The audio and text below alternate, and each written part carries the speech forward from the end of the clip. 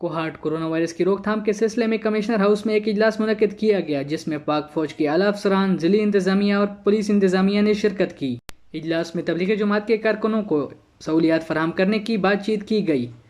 اس موقع پر کمشنر کوہاٹ نے کہا کہ ہم ان کو کس طرح فیسیلیٹیٹ کر لیں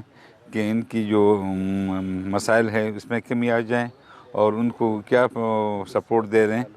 اور ان کے ساروں کو مرکز میں ہیں یا اگر مساجد میں ہیں، جہاں پہ ہم یہ ہیں کہ ان کی صحت کا، ان کے کھانے پینے کا، ان کو ادر جو ریکوائرڈ سپورٹ ہے کہ وہ ہم بہتر طریقے سے دے سکیں کہ ان کی مشکلات میں بھی کمی ہو اور یہ وائرس کو ہم پھیلنے سے روکنے میں کامیاب ہوں۔ باجماعت نماز ادا کرنے کے حوالے سے deputy commissioner Kohat captain retired Abdul Rahman نے کہا کہ مساجد کے اندر جو نماز ہے، جیسا کہ آپ سب کو پتہ ہے کہ تمام مکاتب فکر کے لوگ اس کے اوپر فتویٰ بھی دے چکے ہیں کہ اب اس حالت میں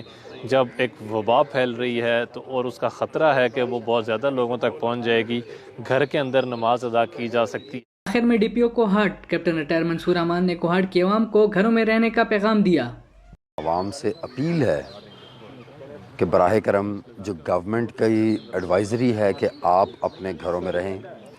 غیر ضروری طور پہ باہر نہ نکلیں، میری تمام کوہاٹ کے عوام سے یہ اپیل ہے۔